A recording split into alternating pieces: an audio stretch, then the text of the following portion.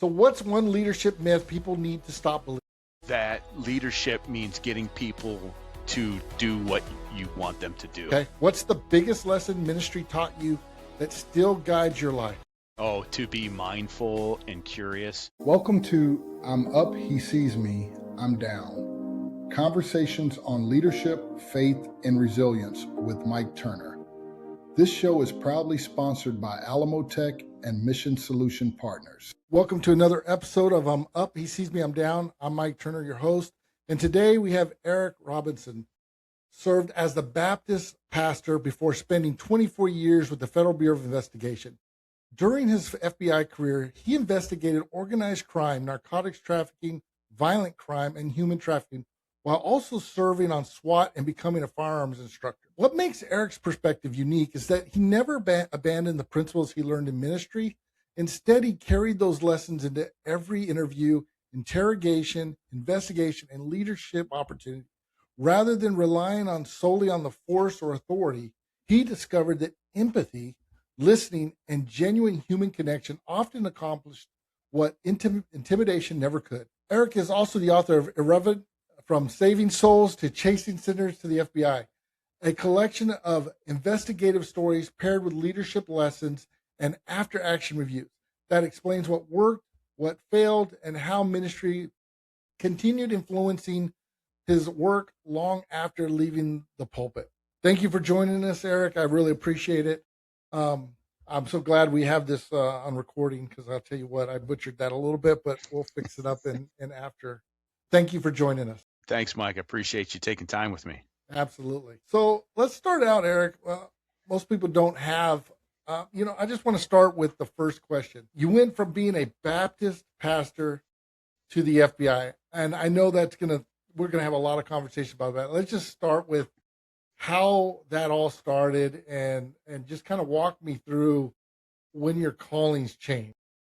Well, the short answer is I needed a job with less stress. The longer answer to that is I had a problem separating myself from the issues that people in my congregation had. So when they tell me their troubles, that carried on for me. And all of that resulted in me having stress-related headaches every single day for 2 years. Never went away. The only thing that alleviated a bit is I would go out for a run. The longer I'd run, the longer the headaches would stay away, and then slowly they'd creep back. So it just got to a point where I'd been pushing through so much. I enjoyed ministry. I was successful in what we were doing. People's lives are being changed, but there's a point where my body said, I don't know what I got to tell you.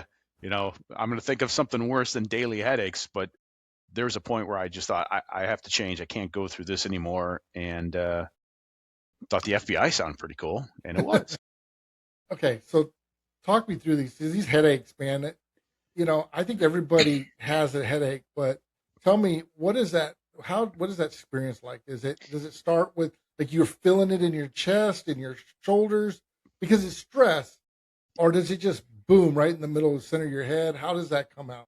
Back of my head, I'd always be doing this, and my wife would say, "Oh, do you have a headache?" And I'm like, I always have a headache. And it was the point where after so long, I go to doctors and tried all the medications and nothing worked. Doctor says, yeah, it's going to be stress, so maybe don't be stressed. I thought, okay, great, thank you. And when I decided, I finally pulled the trigger, because it's hard to leave something you think you're meant to do. And Yeah. I was good at it. Yeah. I enjoyed working with people. I enjoyed preaching, but it's hard to leave that. And yet the moment I made that change and the FBI said, yeah, we'll bring you on board, headaches went away. So, there's always that fear of making the wrong career choice. And I had that and great confirmation right off the bat. Yeah, this is the right way to go. Well, your body's telling you this is the right answer for sure. Yeah. Okay. No, and I remember thinking, like, literally in my head, like the FBI says, here's your conditional offer. And I thought, great, I don't have to do this anymore. Like I don't have to keep pushing. And that's when no more headaches. And for my audience, so they know that one of the hardest jobs to do is being a pastor in ministry. it is by far one of the hardest and most stressful jobs. So, and that's coming from, obviously I probably speak to myself, but Eric as well. Like you've lived it. You knew that was one of the hardest. Your body's telling you, and stress levels. And this is coming from a Marine who served almost 10 years in the Marines. I didn't serve as a pastor, but I worked besides pastors, so I can absolutely say they had one of the most difficult jobs. Yeah, and for some it's not. For some, they know Mhm. how to handle it. Yeah, And I wasn't one of those. Like there's chaplains, there's ministers who go through so much and it's just easy or not as difficult. But for yeah, me, I didn't know how to do that. And I was by myself. I felt like I had to be perfect for the congregation. And that I mhm. know that was self-imposed, but also, there's a kernel of truth in that people are looking for their pastor to always have the answers, to Yeah. live right and not make mistakes. Be a So guiding light, the whole 9 yards, right? yeah, and even if it wasn't perfect, like I Yeah, had to be, I had to watch like what I was saying or doing, and darn it, I tell inappropriate jokes plenty of yeah, times too. So yeah. uh, that comes up. Well, and to live under that level of scrutiny, I couldn't do it either. I mean, that's like you. I'll be the first to say it. I like to go to Vegas every once in a while, you know, and that would be, I'd be on the headlines of some newspaper somewhere for sure. In my mind, that's exactly what I'm thinking. Yeah. It's those types of things. I enjoy bourbon. I enjoy Mhm. cigars. I Yeah, don't feel like I do it to excess, and right. whatever the case is, it's well. And it was a Baptist church too. So even though we were structuring ourselves to be very open and a little non-traditional Yeah, as far as the Baptists go, there still was going to be that idea of, oh, here's a little scandal. The pastor, whatever, saw him at the liquor store. Like that's how you know it's another Baptist at the liquor store, is they don't talk to each other. yeah, absolutely, absolutely. Okay, so tell me one thing real quick. Did you feel guilty or anything about leaving a ministry? Yeah, a little bit. I mean, I don't know if I'd call it guilt. It was, yeah, I mean, it was guilt, but I had planted the church with my wife and about a dozen other core Christians. So, it wasn't just that I was the senior pastor. Like Yeah, this church wasn't here except for us doing this together. So, yeah, there was some regret with that. And because of that, and I had plenty of time from when I got my conditional offer to when I went to Quantico, Virginia. right. I worked then with some of the leaders, say, let's find somebody who can just take over the next week and have a smooth transition. So we worked towards that. Um, it just was a case as well, though, that once I got out, obviously my attention is focused on the FBI. So Right. enough distraction there where I wasn't looking back and wondering if I'd made a mistake, like Right. You all weren't eyes di- you forward. weren't you weren't drilling in on it and stuff, and like you were now starting to look forward, which helps. Yeah. Okay. So one thing that I think in our pre-interview really helped me connect with you a little bit was the 4 years that I worked in large church environments. I watched pastors carry burdens most people never see. So I think that was like really like kind of understanding where you're coming from a little bit really helped. So what did ministry teach you that the FBI couldn't? Well, there's a lot of things the FBI doesn't teach you. Yeah. I mean, you get 4 months of the academy. Sometimes there's different amounts Yeah. depending on what they're giving you, but they're making sure you're proficient in firearms. You have a decent idea of federal law, but you're learning.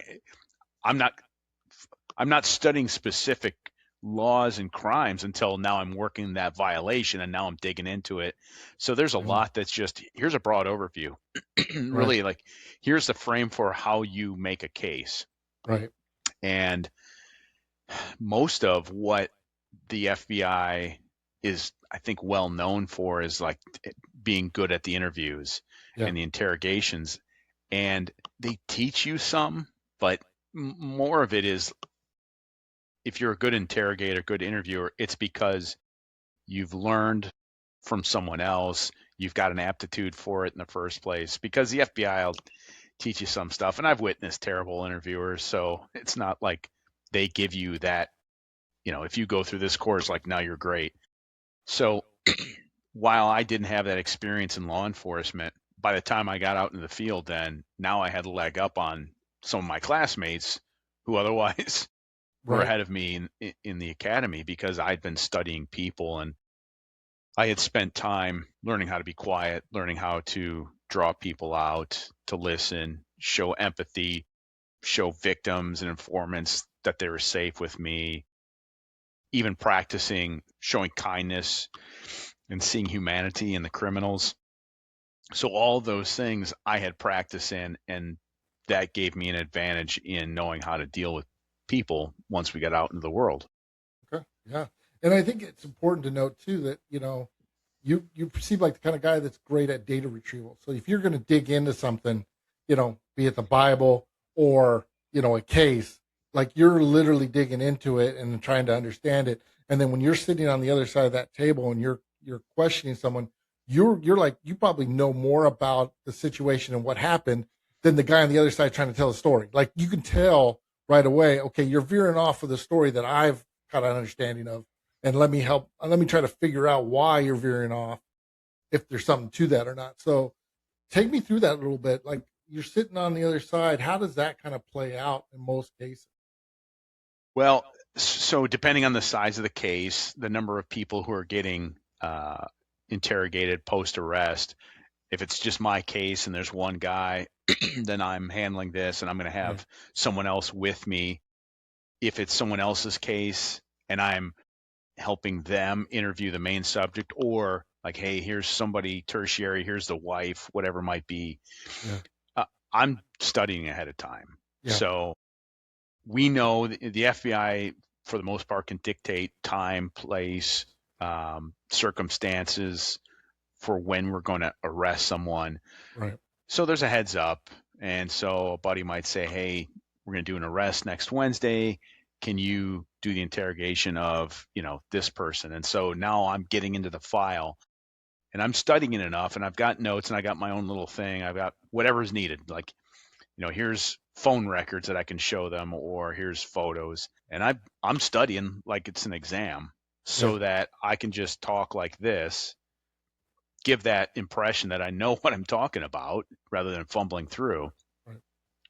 And then my partner with me is just going to like shut up, take notes, watch how they respond, maybe scribble something of like, hey, come back to this because he winced, or, didn't really answer the question. Like, so it's going to be a one-on-one, Right. if it's done well, with the number two, like being ready to chime in, but not interrupting. Right. And I've learned that enough times where like I'm on a good roll and my buddy starts chirping about something, which is a great question, but sets me off my track here. Like, save like, that question. Let me do my thing here. You gotta, like, I'm hot right now, right? Like, just feed me the ball, man. Just feed me the ball. Absolutely. So is there any circumstances in which case you want to walk into that interrogation room one-on-one? Like you think, man, I really don't need, observe from the window or something in those situations. Can't think of times when we've done that. Yeah. Because typically, like, as good as I might be, or as good as this guy might be, just another set of ears is going to, even if it raises it a couple percent, it just helps out where they can keep that line of thought, slide a piece of paper like, hey, you're getting to this, and he knows you are. And like, so here's the evidence. Just having that number two there is always going to help provide something along the way. And again, they could derail it. Yeah.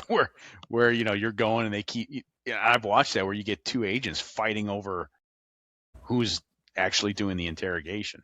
No, I get that, and it's my vision of it and my understanding of it is from TV, and so it's all dramatized there. It's all you've got six guys on the other side of a window they can't see in, and then there's one person that goes in and just is this all-star and gets the case and whatever, gets the guy to admit or whatever. But I don't think that. I think that's. I mean, tell me, is how far off are us Americans? That's how we perspective.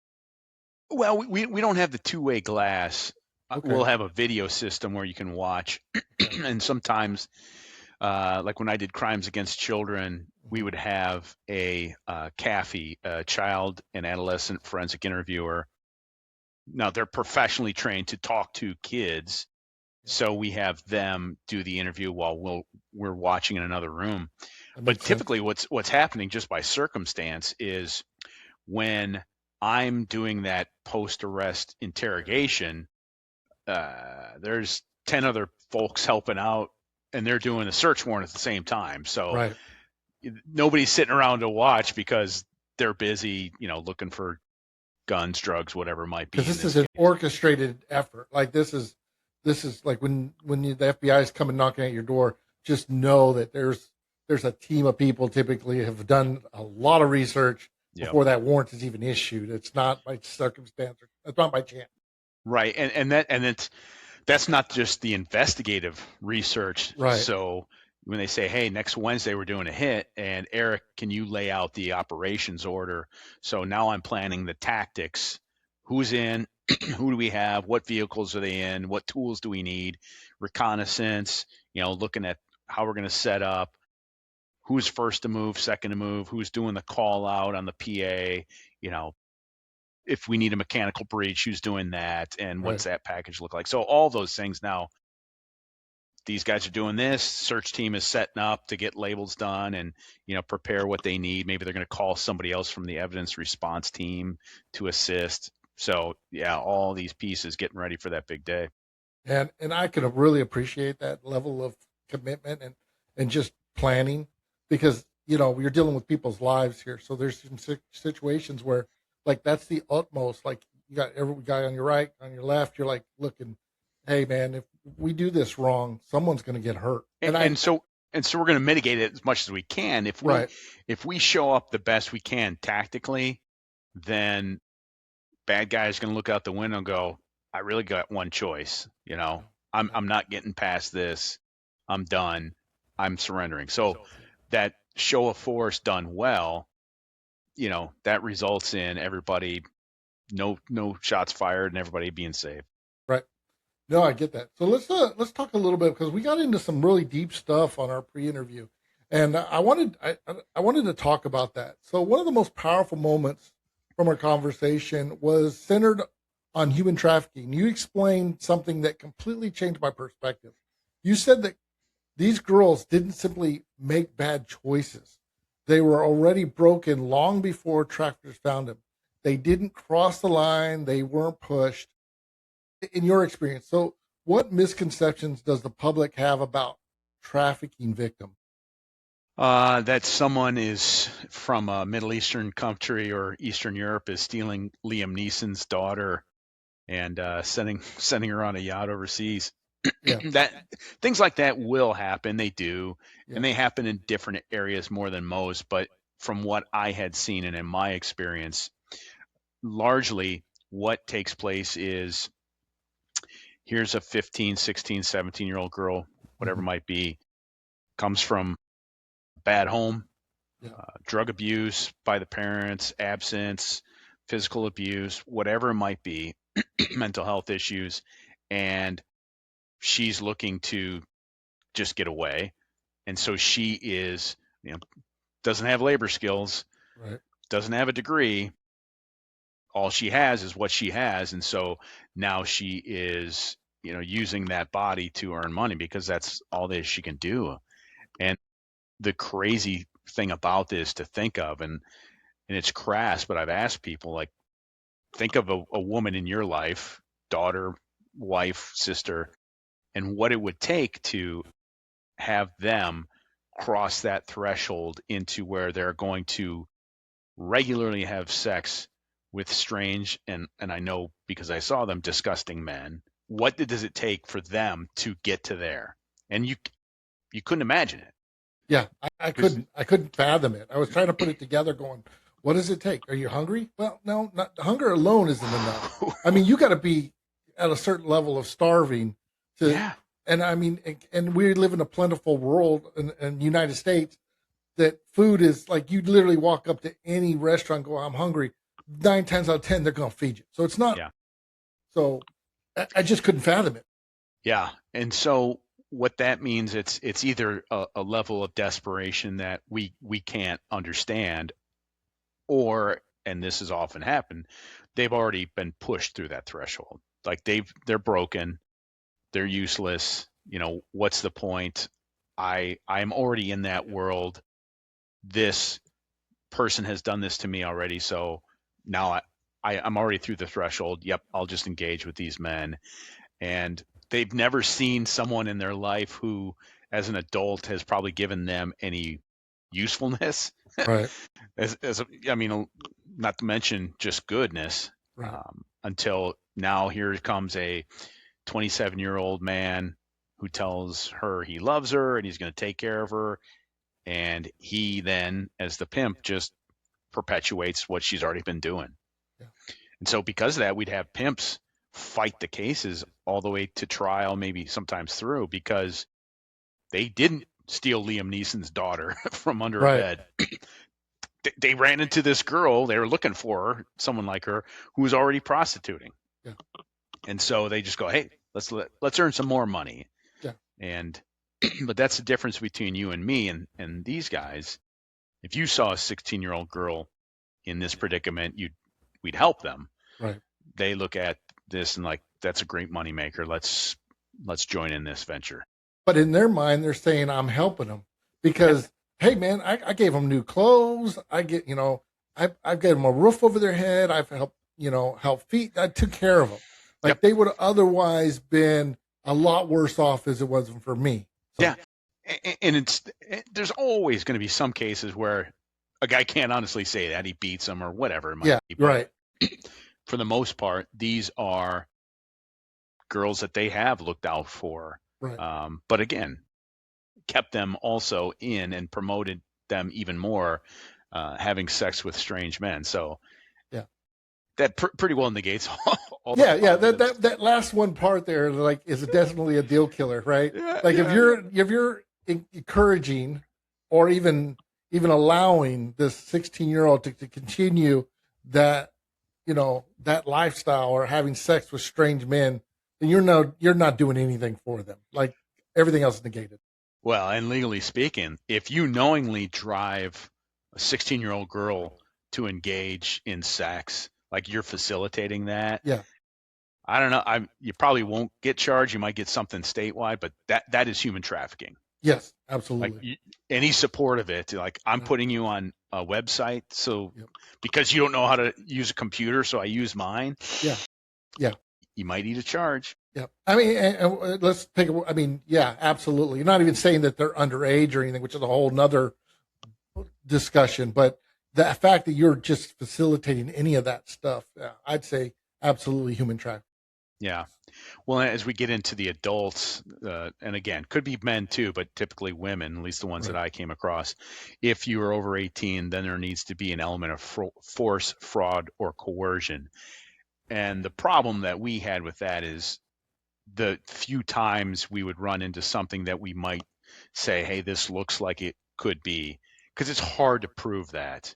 Right. When you're a 22-year-old woman and you could choose to leave, but you don't, that's always going to be the argument the prosecutors gave against bringing that case forward. Right. And, it was tough. I had a case once where it was a mentally slow woman who was being pimped out by this guy. I'm like, that's the same as a child. Right. And yet prosecutors didn't want to put charges. So.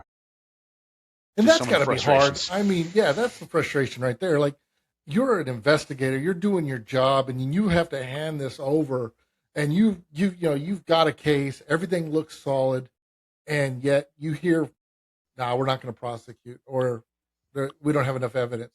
I mean, that's got to be the hardest thing to take in there. It is. Work.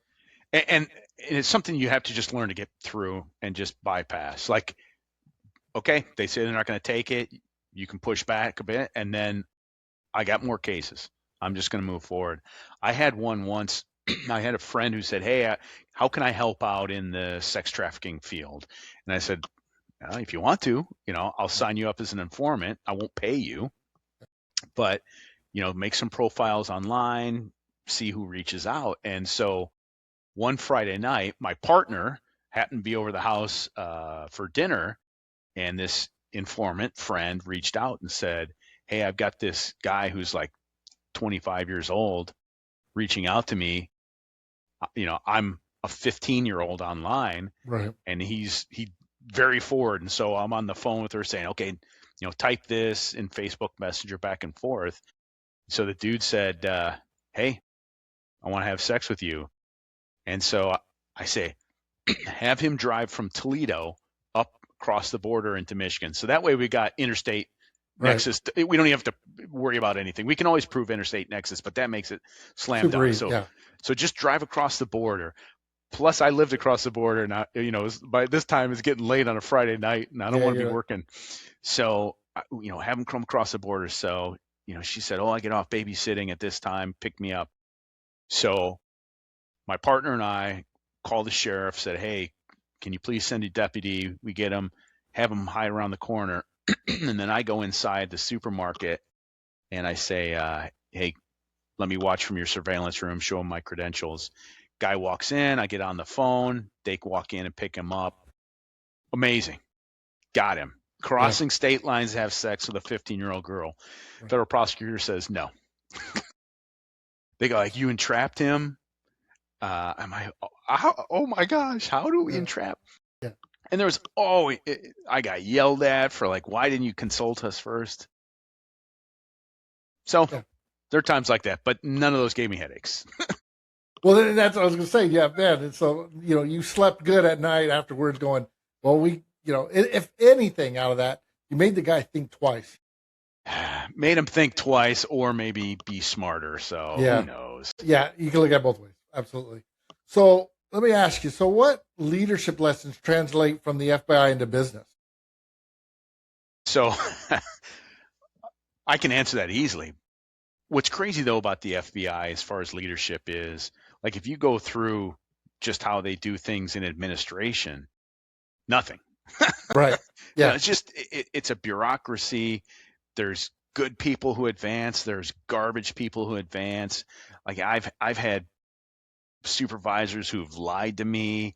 I had a supervisor who a month into the job appeared on a Buddy's car stereo commercial. Like, stupid. Yeah. And then I've had great ones too. But as far as leadership goes, I think what I have seen in the FBI is, so if you get such a professional, intelligent, competent, creative group of people like those who work in the FBI, leadership means getting them the resources to do what they already want to do. Yeah. So me, the guys next to me, we want to make cases. We want to make righteous cases, ones that are positive, that are going to help, that aren't politically motivated. We want to get things done and make the community better. Everybody does. Yeah. And so leadership is just, how can I push you? How can I say, go fly? Yeah. And that's what I've seen. So there's times where I got to follow this leader. On SWAT, I'm following the team leaders. And then I have to be ready to, in an individual moment, be that one who steps up to be that leader. So we can have all those plans for this operation, and I'm agreeing that I'm only moving when my TL says. But now as we get in the house, I might be looking down a hallway holding on that, and now I'm the leader. I'm not waiting for anybody else to tell me what to do. Initiative based, I just say, "Hey, I need 4 guys." So number 2 gets on me, sees that he's got a couple more with him. Say, "Hey, we got it." And I tell him what we're doing, and then I have to be that leader.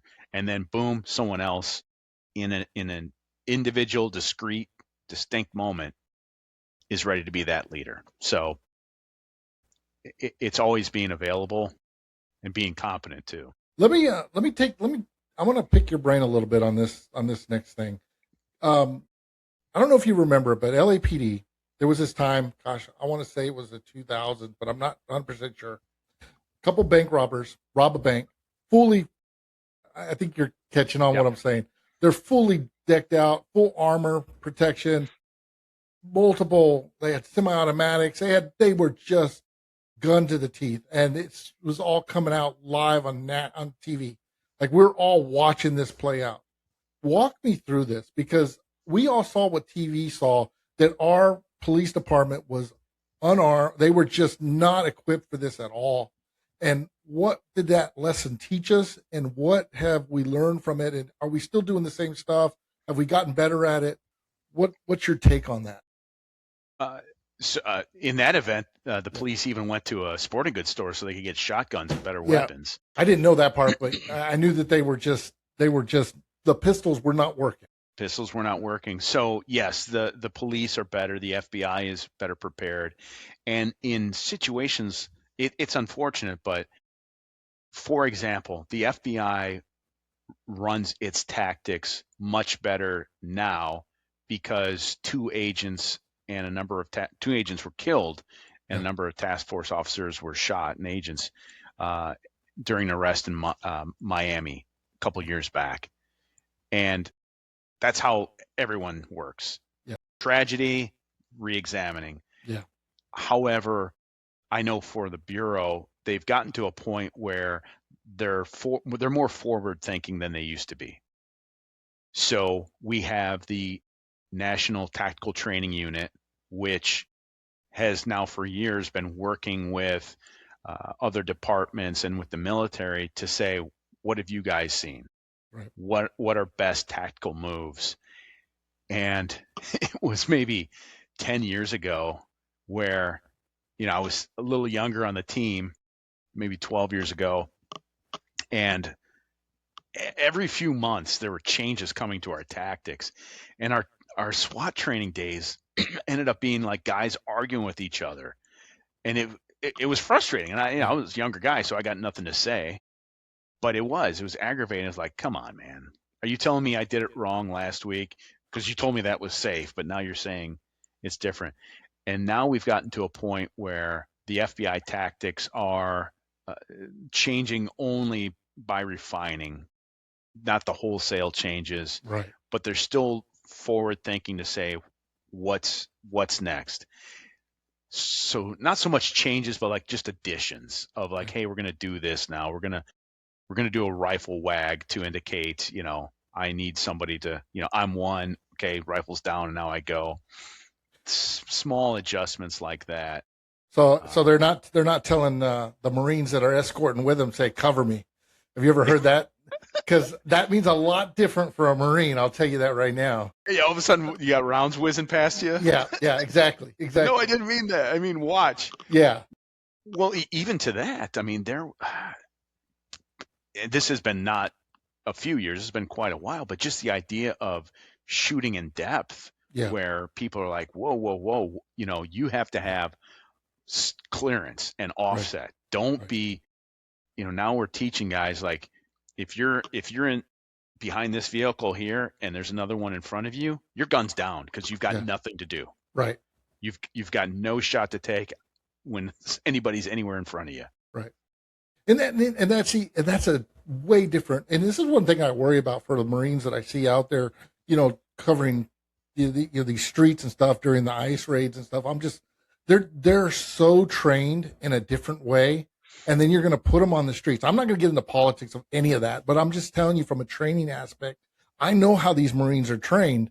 And I'm telling you, man, my hat's off to them, because standing there and taking abuse or any of that stuff when they've got a magazine full of rounds, and they are the most lethal person with an M16 rifle. It just scares me in a lot of ways to just watch that and see how that unfolds.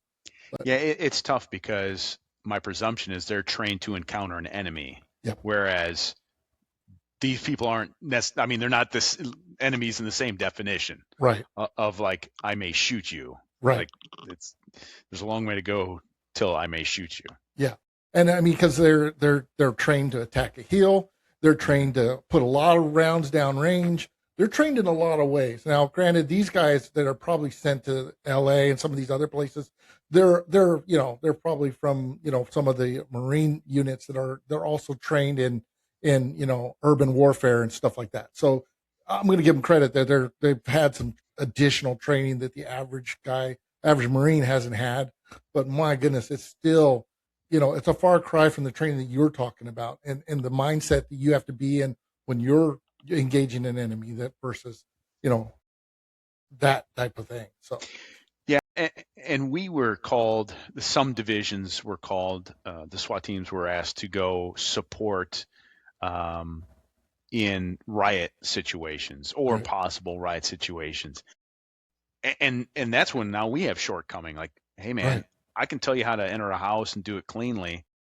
I don't know what to do. Yeah. Like Yeah. we don't get riot training. Right. And so there's pushback of like, you're placing us in a position that we don't have SOPs for. So Right. Yeah. And so there's an outcome that could be coming out of this that we're not prepared for. yeah, Like if they start pushing on us and stuff, what happens? Like, and that's what I worried about the Marines that are also standing there and, and they're going to start pushing on them. What are they going to do? yeah. Pop them with the butt of their rifle? I mean, what's happening here? And so that always scared me too, because that just the fallout on that's just so much more. But yeah, so I really did want your perspective on that. I've always had that in my head. I was like, this was insane to see these bank robbers go at it. Almost as insane as the tank that rode through LA Yeah. one time. But well, and to the counter of that, I mean, there's a lot of pushback that says police look too militarized. yes, Wearing the camo, multicam, yeah. having these semi-automatic rifles rolling around in an armored Bearcat.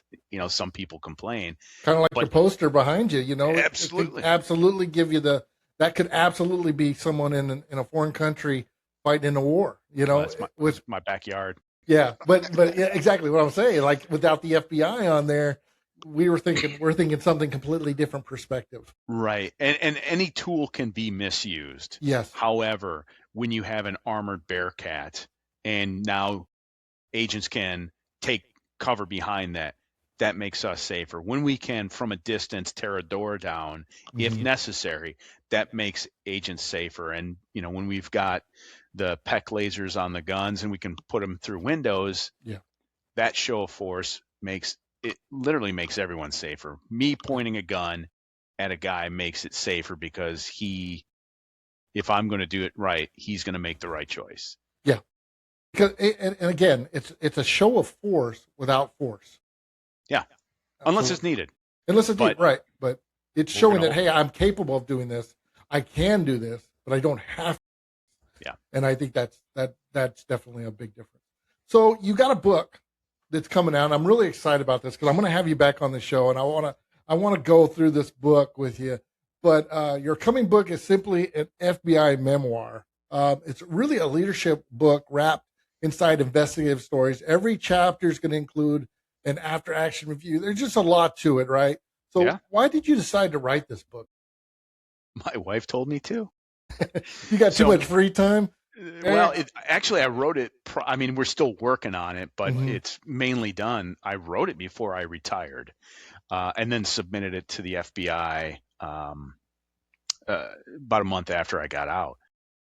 But I sat down to tell the story of what happens when you take a Baptist pastor and you stick them in the FBI. And I was nothing special. I wasn't a Marine. Yeah. I wasn't a former cop. I just was a guy who's never handled a gun until later. I'm a SWAT operator and a firearms instructor. But the FBI did that for me. Yeah. They created that in me. I brought what I brought, but they allowed me these opportunities. And there was never a time that I stopped being fascinated that, holy crap, I'm in the FBI. And one of my favorite stories to tell is I had a buddy, AJ, whose name has been mentioned on countless podcasts as I put him down. But he told me one day, he's like, yeah, I'm going through seeing all my college friends and the amazing things they're doing, because he had went to Princeton College. Right. He goes, doctors and CEOs. And I go, AJ, you're on an FBI SWAT team. They all wish they could be you. Yeah. And Absolutely. I meant that, like, Yeah. not boastfully, but like, do you not realize how awesome this is? Yeah. Like, just to be an agent, just to have this opportunity. And so it placed me in a lot of situations where I'm dealing with people I wouldn't deal with normally, like Right. the teen prostitutes or Right. even the pimps. Yeah. Here I am sitting down in interrogation with a pimp, and he's making his, he's telling his confession, and I'm taking him back to the jail. And part of our case against him is he had a carton of cigarettes that he picked up in North Carolina. So we're going to use that as evidence to show how he was transporting this girl to different places. So I kept those cigarettes in my vehicle because guys always want to smoke. Dude's like, man, as I'm taking him back to jail, he's like, man, I could use a smoke. And I give him a cigarette. And he goes, oh, that's good. And I said, yeah, funny story. Those are yours, and I started laughing, and he didn't laugh, but at least he enjoyed the cigarette. But, you get in these You should places. appreciate your tasted cigarettes because they're yours.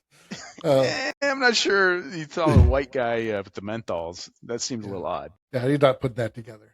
Otherwise, he's not. If he was, he wouldn't be sitting in the back of your car. So, why irreverent?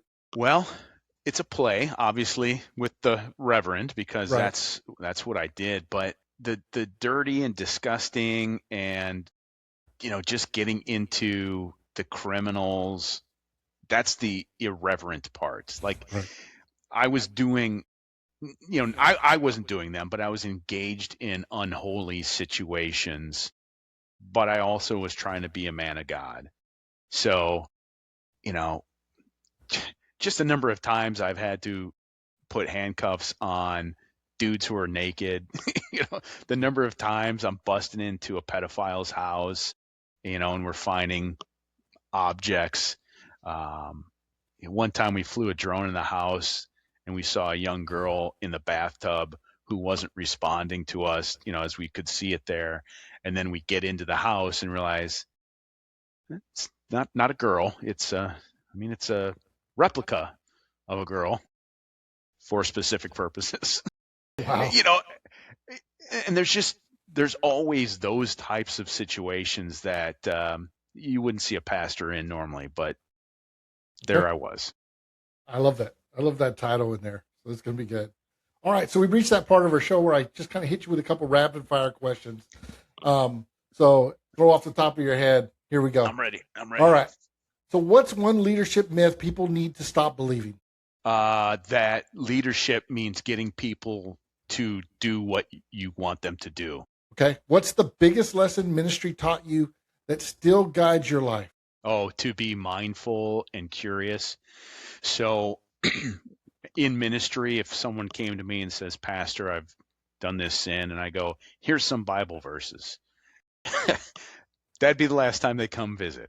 Yeah. If I go, what's that like? What are you feeling? How is that for you? And I'm open to them, and I'm curious, and I'm not judgmental. Oh, okay, now I'm going to get return trips. And it was the same with the criminals. What's great is I was working for the judgment in the future. So that's going to be in court.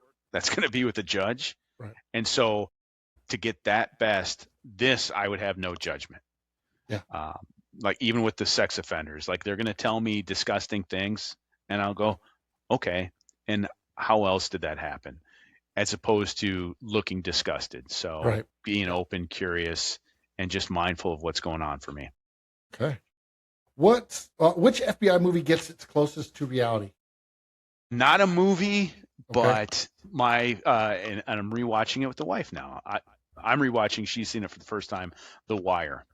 It's very good and realistic to how just how police work and how the gangs work as well. It's realistic in how gangs and drug dealers should be. My experience is that it's too much effort for guys to keep up like what Avon Barksdale and his crew did. Like, and so human nature is you're just get lazy. Yeah, you can't keep up, and so that's where someone messes up, and that's where people get caught. But yeah, absolutely. Okay, good. The Wire.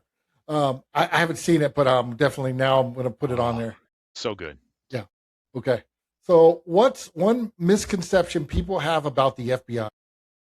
That we have some goth chick back in the office on a supercomputer who can get us phone records just because we call in and they go, oh, he worked for this company.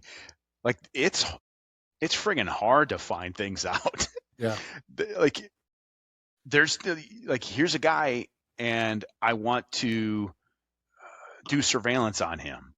And so, I mean, here's an example. Like I didn't know where the kid worked. So now I'm going to a buddy and we're checking cameras and like, oh, okay, he hits off a camera off the interstate at 5:45 a.m. I'm like, okay, looks like I'm setting up on his house at 5 a.m. so I can follow him to work, and now I can see where he goes to work. Like it, there's just no like secret database where you go, who's He this works guy's? here. Yeah, he works here, and this is his mom's name. Like same guy. I'm looking on LexisNexis, and I go, oh, okay, his parents divorced, and it looks like his sister lives with his dad now. And then I dig further and I go, oh, that's not his sister. That's his stepmom, who's like 2 years older than him. Okay. Last question for you. Yep. So what's one thing people will learn about you in your book that they'll never expect? And I know you're giving away a little bit of your book, but I promise you, you're going to be back on here and we're going to break it down anyways. But I have made multiple people poop themselves. and it's not just one person. You said multiple as in plural. So yeah, I've got a whole chapter in my book about men pooping themselves, which I don't know if that's appealing. Does that sell more books? I'm trying to understand if that's a skill or a or something else. Is Well, it was a skill on one occasion. Yeah. We had a guy. It's always sex stuff. There was a guy who had been sexually extorting women through a Facebook account. And he had taken over another woman's account, and now they thought this woman was the one doing it. Anyway, he was making them provide videos, or else he would expose them. And he was bragging, no one will ever catch me. The FBI won't catch me. Well, it turns out the FBI did catch him, and he was an adjunct professor at a local university. And so this is like 26-year-old kid. And so we had a special computer team from headquarters come in, and they go, hey, we got to get this guy quick because he probably has a kill switch on his laptop. So in law enforcement, you knock and announce your presence, give time for the subject to come. On this one, since we were worried about the kill switch, I told my buddy, because I had the RAM in hand, I said, you announce our presence on my backswing. So it's up, FBI search warrant, boom. We're hitting it, and we're getting in there. We get in there, and he was laying on his bed on his stomach, his left arm hanging down the bed, and right next to his shoulder was his laptop. So I took my pistol and I screwed it into his forehead, and he woke up hearing the words, if you move, I will kill you. Yeah.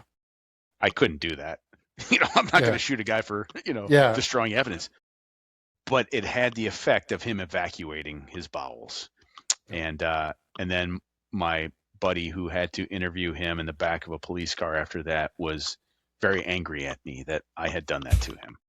Yeah, I guess you don't go out and wash them down in the yard, I guess. Huh? It's just, it is what it is. You're going to jail like that. No, just sitting on making chocolate pancakes down there. Oh, gosh. So man, I appreciate having you on my show. So I'm going to conclude here by saying, so your life proves that purpose doesn't always look the way we expect. If someone listening today feels stuck, maybe they're successful, maybe they're serving, but deep down they know something that's changed. What's the first step they should take? The first step is just analyzing what do you think you should do and set aside what you're worried about might happen. So for me, I pushed through 2 years of headaches. I went longer than I should have because I was I was concerned that I was making a huge career choice that I shouldn't be. Right. Because the choice wasn't to go into the FBI. It was like, I just got to get out of ministry. And when I decided that, I was afraid that that's not what God wants. And I should have known. And now I see, being older and have lived through bad choices, traumatic experiences, harms done to me. No matter what choice is made, even if it is objectively wrong, we get by. Yeah. You know, we overcome, we recover, we recenter, and you just move on. And it's a new normal. Right. And sometimes it's better and sometimes it's not, but you get past it. So where can people find you? In my basement presently. Otherwise they can look me up on LinkedIn at _Eric_Robin, or that's Instagram. LinkedIn, Eric Robinson and FBI, or they can go to my website, which is preachertobreacher.com. I like that. Yeah. Preachertobreacher.com. Okay, good. And your book's coming out in October, November? Yep. We're hoping October. We'll see what happens. And Okay. then whatever, the mini series on Hulu to follow. Who knows? Absolutely. Yeah. Because that usually takes a year or so after the book gets out. But yeah, and I'm going to have you back on. We're going to digest that book. I'm going to hit you with a bunch of questions on it, but I think it's going to be good. I think it's going to be a lot of good. Eric, thank you for being a guest on my show. I really appreciate it. It was a lot of fun. Thanks so much, Mike. Thanks for listening to I'm Up, He Sees Me, I'm Down. Follow the show for more conversations on leadership, faith, and resilience. Sponsored by Alamo Tech and Mission Solution Partners.